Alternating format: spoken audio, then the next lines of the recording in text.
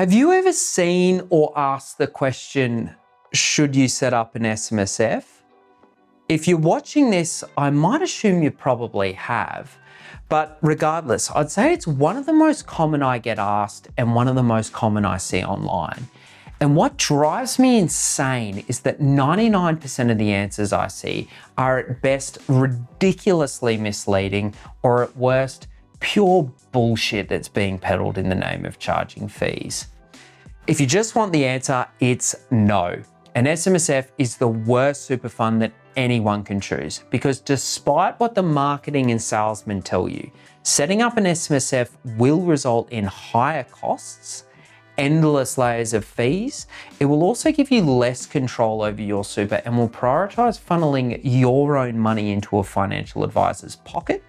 Even better, SMSFs will leave you much more exposed to encountering fraudsters. And to cap it off, it will provide you with risky investments and worse performance. Now, you might hear the complete opposite, and that's fine. But as is fairly common in financial services, I'd bet you anyone who disagrees has a vested interest and a hidden agenda.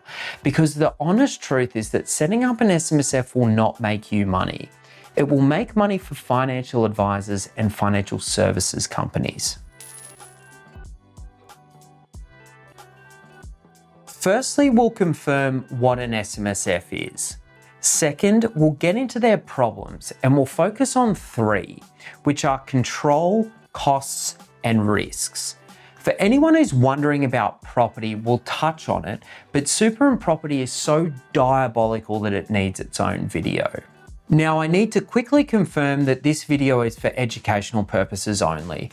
I don't know you, I don't know your situation. This is all speaking generally. So please don't go making changes to your super.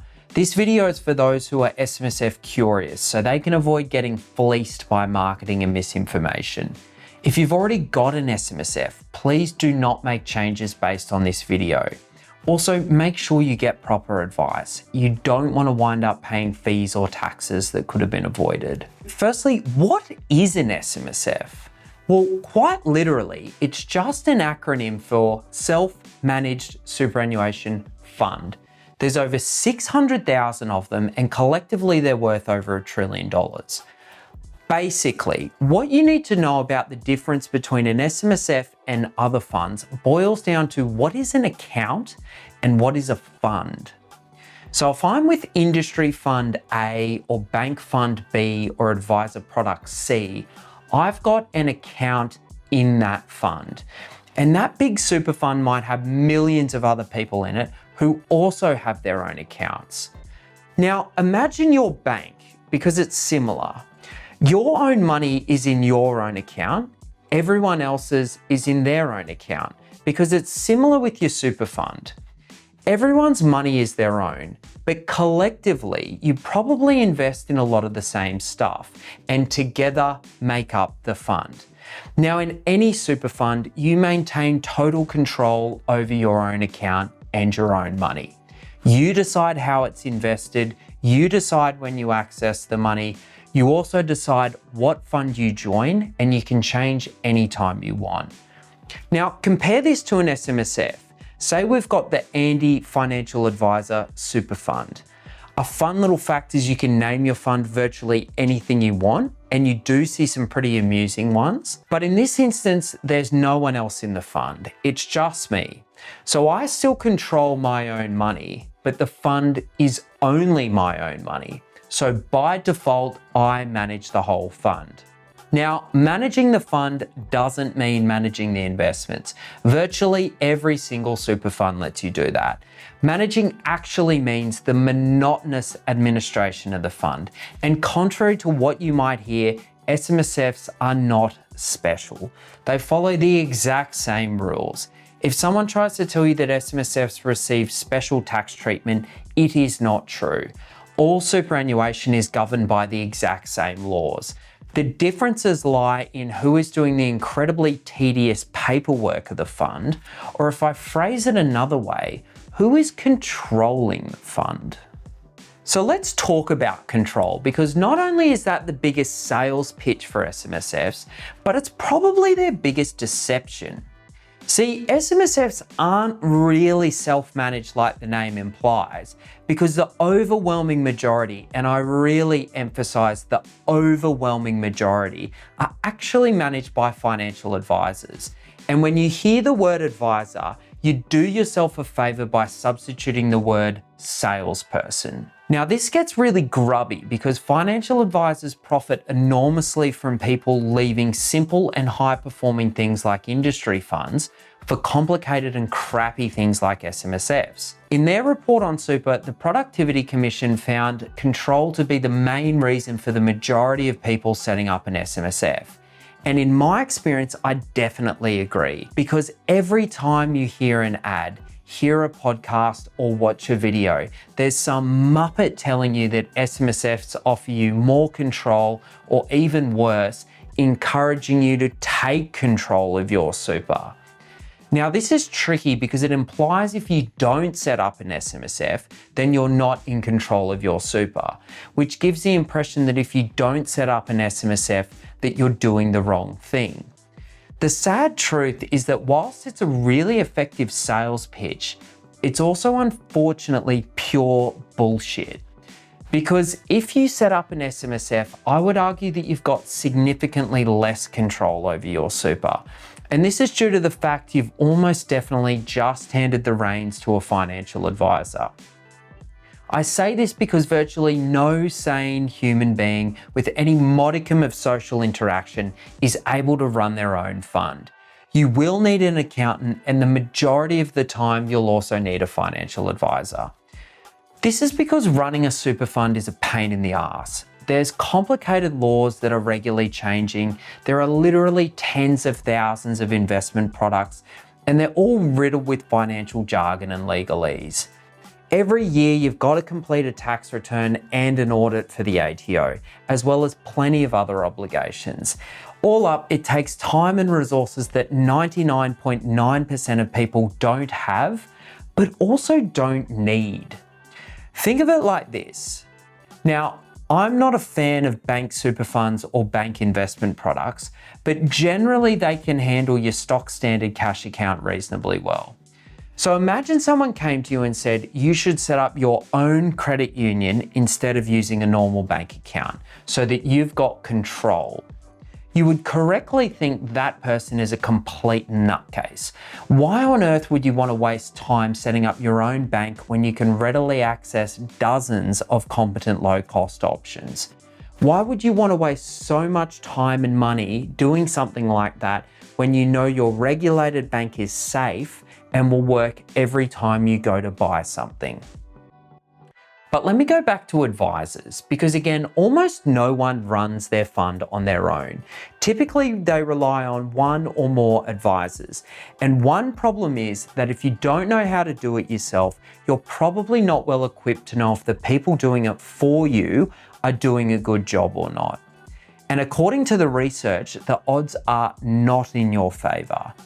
In 2018, ASIC did a report on SMSFs and found that 86% of the time, financial advisors had not demonstrated their clients' interests. Another ASIC report in November 2025 found 62% of the time, advisors didn't demonstrate they prioritized the client's best interests either. And out of 100 random files, 27, so just over a quarter, raised significant concerns about people being worse off as a result of setting up an SMSF. Truthfully, the bar to demonstrate best interests isn't very high, so this is pretty uninspiring.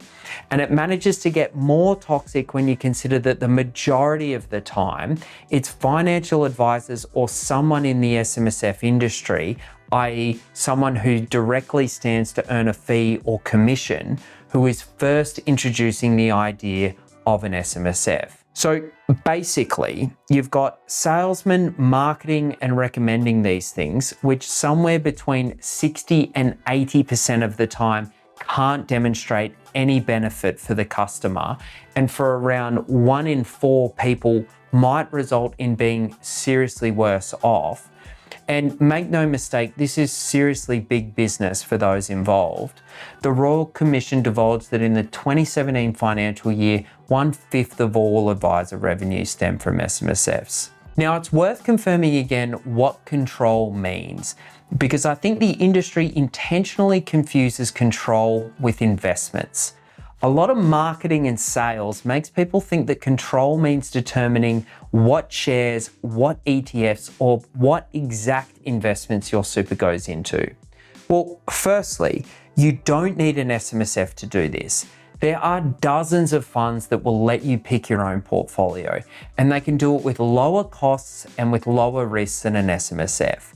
But more importantly, picking your own stocks or ETFs with your super in this way will result in you having a lower balance at retirement. The best investment decision anyone can make, whether your balance is $50,000 or $50 million, is to stick with a set and forget industry fund investment option. And seriously, this is the case for everyone, regardless of your balance, regardless of whether you're a millionaire or a battler, regardless if you've got a stockbroker, an advisor, or a private banker. No one can beat an industry fund.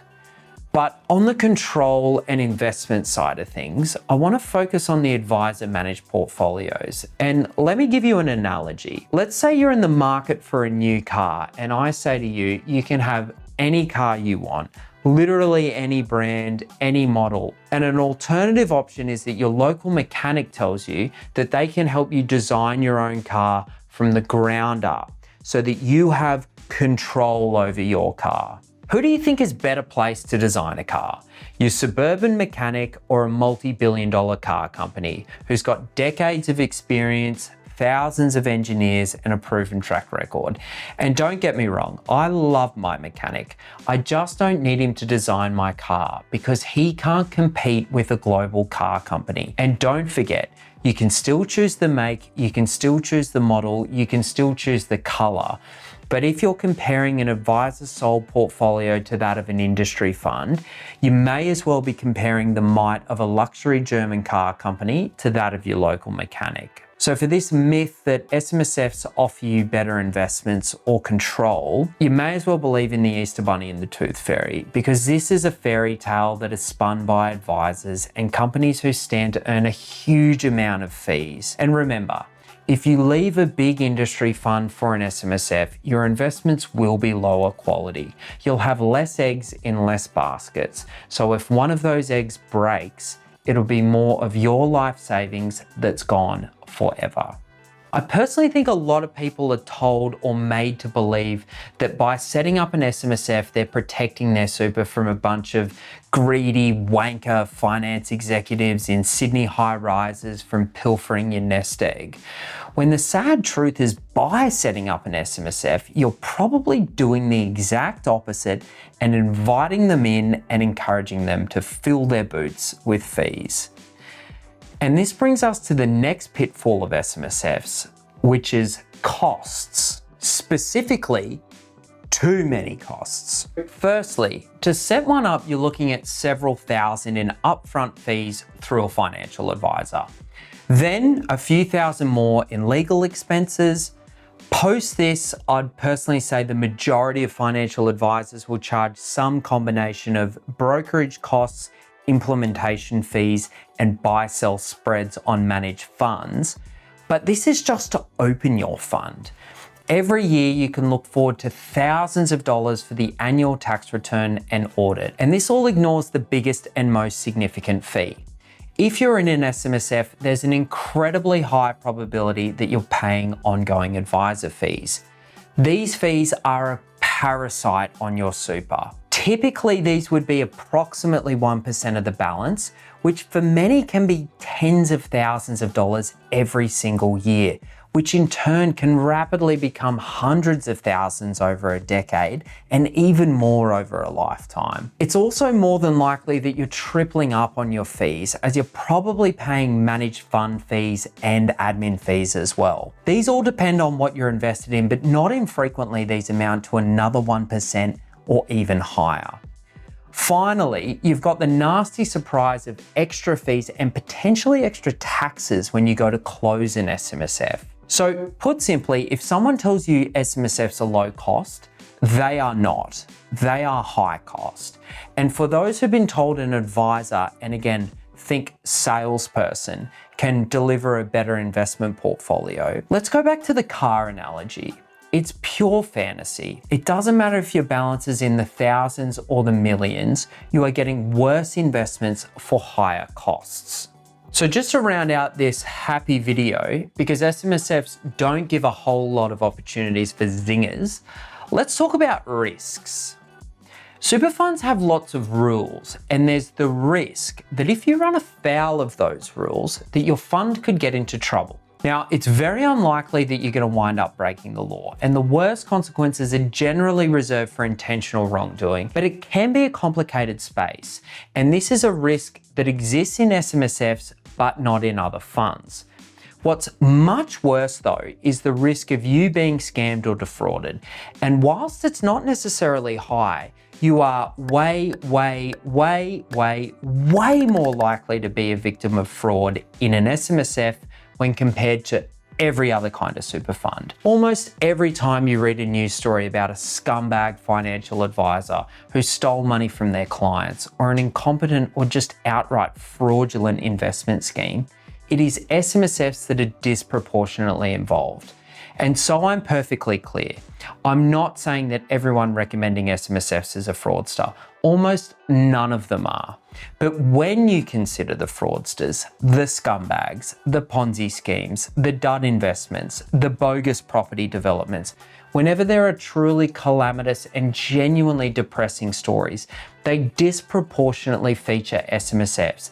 And that is purely and simply because SMSFs have so much less oversight and protections. It wouldn't be completely unfair to say SMSFs are an anagram for scumbag seeking fraud missile. Because if you are a fraudster, it is exponentially easier to get your hands on a person's SMSF as opposed to a big super fund. It's worth noting there's two very public recent examples of financial collapses that were in part so famous precisely because they weren't in SMSFs. For example, I doubt you've heard of the $167 million collapse of Australian Fiduciaries Limited, which also happened in 2025. And sadly, for the SMSF investors in Australian Fiduciaries Limited, they won't get bailed out by the government or another super fund.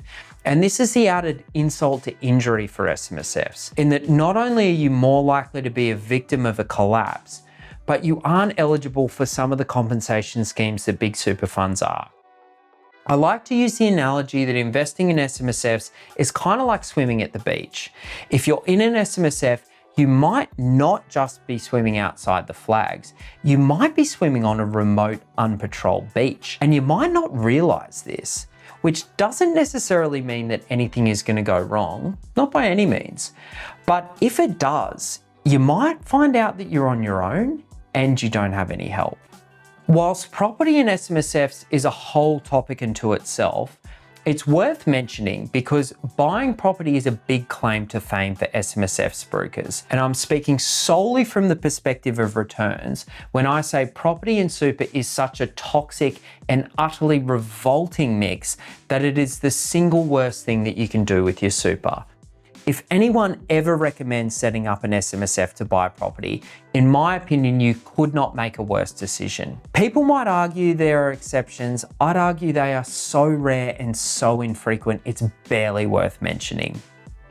A couple of final things I'll quickly mention. If you plan to live overseas, SMSFs can present pretty serious obstacles and problems. Life insurance is significantly more difficult and expensive through SMSFs. Estate planning, meaning what happens to your super if you die, is significantly more complicated with SMSFs, especially if you've got a blended family, i.e. you're divorced and remarried.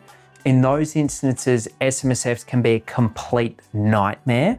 Now, I know this is a pretty dry topic and it doesn't exactly behoove me a lot of low-hanging fruit for gags, and my opinions on SMSFs aren't exactly the jolliest, but I've dealt with them for over a decade, and every year billions of dollars are taken straight out of people's pockets in unnecessary fees, and many more times that disappear in lost earnings. And for those who collectively lose tens of millions and sometimes even more to collapses and just outright fraudsters, and whilst they're a very small minority, these people are often not infrequently financially wiped out by such events.